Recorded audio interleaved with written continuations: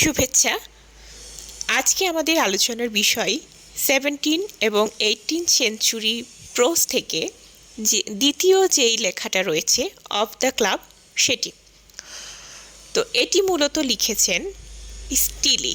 অনেকে স্টিল বলে, অনেকে স্টিলি বলে, তো আমরা স্টিল বলবো। এই লেখাটিতে একটা ক্লাবের 6জন সদস্যের বর্ণনা দেওয়া হয়েছে এবং সেই ক্লাবটা আসলে কার? সেই ক্লাবটা স্টিলির। ওনার একটি ক্লাব ছিল, সেখানে সোসাইটির বিভিন্ন পেশা, বিভিন্ন স্থান থেকে 6জন মানুষ এসেছেন এবং সেই 6জন মানুষের আচরণ বা তাদের চরিত্র, সেটা তৎকালীন যেই সোসাইটি ছিল সেটাকে প্রেজেন্ট করত। আমাদের স্টিল নিজেকে একজন স্পেকটেটর মনে করতেন এবং তিনি আসলে একজন স্পেকটেটর ছিলেন। তিনি সূক্ষ্মভাবে পর্যবেক্ষণ করতেন, তার ভীষণ কিন একটা অবজারভেশন পাওয়ার ছিল। সে সব কিছু খুব সূক্ষ্মভাবে অবজার্ভ করত এবং এই ক্লাবের যথারীতিতে এই ক্লাবের 6জন মেম্বার, তাদেরকেও তিনি খুব সূক্ষ্মভাবে অবজার্ভ করেছেন এবং তাদেরকে নিয়ে লিখেছেন। তো আমরা আজকে এই ভিডিওতে যে ক্লাবের 6জন মেম্বার, তাদের সম্পর্কে খুব একটু সংক্ষেপে এবং সুন্দরভাবে ক্লিয়ার একটা ধারণা পাবো। তো সেই 6জন মেম্বার হচ্ছেন sir Roger de Coverley, captain Sentry, sir Andrew Freeport, Will Honeycomb, the clergyman এবং শেষজন হচ্ছেন দ্য স্টুডেন্ট অফ ল, অথবা তাকে দ্য টেম্পলার বলা হচ্ছে।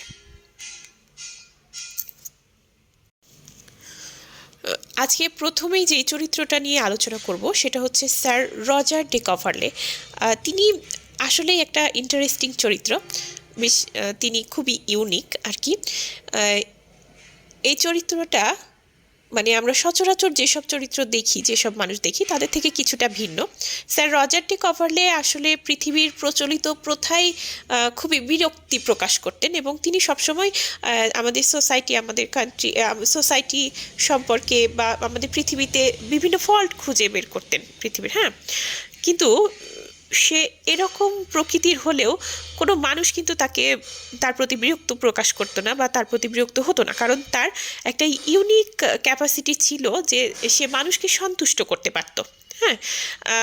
তিনি একজন ব্যাচেলর ছিলেন, কারণ তিনি একজন বিউটিফুল উইডোকে পছন্দ করতেন এবং পরবর্তীতে তিনি তার রিলেশনশিপে সফল হতে পারেননি।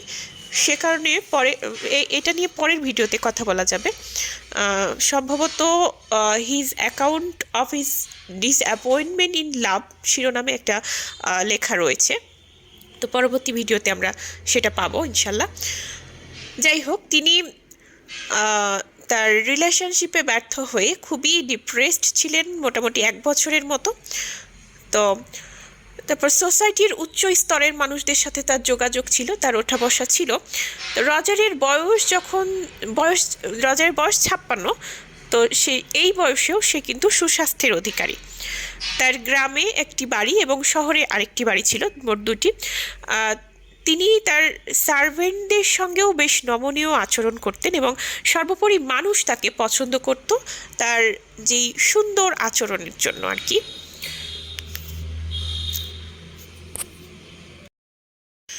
পরবর্তী যেই চরিত্রটা নিয়ে আলোচনা করব সেটি হচ্ছে দ্য টেম্পলার অথবা দ্য স্টুডেন্ট অফ ল। তিনি একজন লর স্টুডেন্ট ছিলেন, কিন্তু সেটা তার নিজের ইচ্ছাতে নয়, বরং তার বাবার ইচ্ছাতেই সে ল পড়তে এসেছিলেন। কিন্তু তিনি তার প্রফেশন হিসেবে এটাকে পছন্দ করতেন না, বরং তিনি ড্রামা ক্রিটিসিজম নিয়ে পড়তে বা ড্রামা পড়তে ভীষণ পছন্দ করতেন। ড্রামাটিক ক্রিটিসিজমগুলো খুবই পছন্দ করতেন এবং সে বিষয়ে তিনি খুবই আগ্রহী ছিলেন। তিনি এরিস্টটল, লঞ্জিনাস এই ধরনের ফিলসফারদের খুব ভালোভাবে বুঝতেন এবং তিনি ওয়ার্ল্ড অ্যাফেয়ার নিয়ে খুব পড়াশোনা করতেন। তিনি একজন ভালো অবজারভার ছিলেন, ভালো ক্রিটিক ছিলেন এবং তিনি থিয়েটারে রেগুলার যাওয়া আসা করতেন এবং বিভিন্ন বিষয় নিয়ে যে তার ওপিনিয়নগুলো, সেগুলোতে খুব একটা মানুষ দ্বিমত পোষণ করতে পারতো না, কারণ সেগুলো যথেষ্ট যুক্তিযুক্ত ছিল আর কি। এবারে আমরা পরবর্তী চরিত্র স্যার অ্যান্ড্রু ফ্রিপোর্ট নিয়ে কথা বলবো আমরা। তিনি লন্ডনের একজন ভালো বিজনেসম্যান ছিলেন। তিনি পরিশ্রমী, এক্সপেরিয়েন্স ছিলেন, ব্যবসায়ী, বিস্তৃত আইডিয়া, মানে ব্যবসাকে তার বিস্তৃত করবার যে আইডিয়া সেটা ভীষণ শার্প ছিল আর কি। তিনি মনে করতেন আর্ট এবং ইন্ডাস্ট্রি দ্বারাই আসলে দেশের উন্নয়ন করা সম্ভব, পাওয়ার দ্বারা নয়। তিনি একজন সেলফ মেড পারসন ছিলেন এবং তার স্পিচ দেবার যে একটা ইউনিক আর্ট ছিল সেটার দ্বারাই তিনি একটু সবার থেকে আলাদা ছিলেন। তিনি বিশ্বাস করতেন যে যে মেথডগুলো তিনি ব্যক্তিগতভাবে তার নিজের ব্যবসায় প্রয়োগ করেন, সেটা যদি ইংল্যান্ডে করা হয় তাহলে ইংল্যান্ড অন্যান্য কান্ট্রির চেয়ে অনেক রিচ হতে পারবে। তো এটাই আসলে ছিল স্যার অ্যান্ড্রু ফ্রিপোর্ট। আমাদের পরবর্তী চরিত্র ক্যাপ্টেন সেন্ট্রি। তিনি ছিলেন একজন সোলজার। তিনি অত্যন্ত ভালো সোলজার হবার পরেও তার যোগ্যতা অনুযায়ী তিনি ঠিক পর্যায়ে পৌঁছতে পারেননি। তিনি সামনে থেকে অনেক বছর ব্রেভলি যুদ্ধ করেছেন এবং কখনো কখনো ক্যাপ্টেনের দায়িত্বও পালন করেছেন, কিন্তু তার প্রকৃত যে যোগ্যতা সে অনুযায়ী আসলে তিনি পৌঁছতে পারেননি কখনো। তিনি প্রমোশন পাননি আর কি তার যোগ্যতা অনুযায়ী। এবং তিনি বিশ্বাস করতেন যে মিলিটারিতে তারাই উপরের দিকে যেতে পারে যারা কিনা ফলস মডেস্টি দেখাতে পারে, এবং তিনি তার অফিসারদের ফল্ট সম্পর্কে খুবই ফ্র্যাঙ্কলি কথা বলতেন এবং এই ফ্র্যাঙ্কনেস তার চরিত্রের একটি অংশ ছিল। তিনি আর্মিতে অনেককে অনেক কমান্ড করতেন, কিন্তু কখনো কখনো তিনি অহংকারী হননি এবং তিনি তার সুপেরিয়রদের হচ্ছে যে রেসপেক্ট করতেন, কিন্তু কখনোই তিনি একজন ফ্ল্যাটারার ছিলেন না।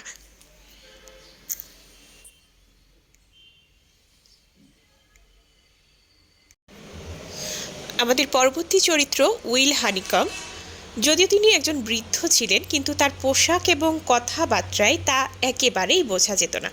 তিনি খুবই অ্যাট্রাকটিভ একজন পার্সন ছিলেন এবং মহিলাদের ইমপ্রেস করার মতো যথেষ্ট অদ্ভুত ক্ষমতা তার কথার দ্বারা সেটা তার ছিল। ইংল্যান্ডে তখনকার সময়ে যে ফ্যাশন চলতো তিনি তার সাথে সব সময় আপডেটেড থাকতেন এবং তার অতীতের ফ্যাশন সম্পর্কেও ভীষণ নলেজ ছিল, জানাশোনা ছিল যে সে সময়ের মহিলারা যেই যুগের বা যেই সময়ের ফ্যাশন করতো সেটা দেখেই কিন্তু সে চট করে ধরে ফেলতো যে এটা আসলে কোন সময়ের ফ্যাশন। তো এই নারী বিষয়ক এই ব্যাপারগুলো আসলে বাদ দিলে তিনি একজন অনেস্ট এবং ওর্দি পার্সন বলা যায়। আমাদের পরবর্তী এবং শেষ চরিত্র দ্য ক্লার্জিম্যান। এই বর্ণনা শেষে গিয়ে আসলে অথর এখানে কিছুটা কনফিউজড হয়ে যান যে তিনি আসলে এই গ্রুপে ক্লার্জিম্যানকে যুক্ত করবেন কি না, কারণ সেই ক্লার্জিম্যানটা খুবই কম সময় তাদের ক্লাবে আসতেন এবং তিনি খুবই কম কথা বলতেন। তিনি একজন ফিলসফার এবং ক্লার্জিম্যান ছিলেন এবং তিনি সাংবিধানিক ব্যাপারগুলোতে ভীষণ উইক ছিলেন, কারণ তিনি একজন বৃদ্ধ মানুষ ছিলেন। তিনি সচরাচর এই ডিভাইন যে ব্যাপারগুলো সেগুলো নিয়ে আলোচনা করতেন, সেটাই স্বাভাবিক যেহেতু তিনি একজন ক্লার্জিম্যান। তো এই ছিল আমাদের আজকের যেই গল্প অফ দ্য ক্লাব, এখানকার 6টা চরিত্র। তো আশা করছি সবাই সংক্ষেপে বেশ সুন্দরভাবে বুঝতে পেরেছেন। তো আমাদের ভিডিওগুলো যদি ভালো লেগে থাকে তো অবশ্যই সাবস্ক্রাইব করে বেল আইকন প্রেস করে রাখবেন, যাতে পরবর্তী ভিডিওগুলো খুব সহজেই আপনাদের কাছে পৌঁছে যায়।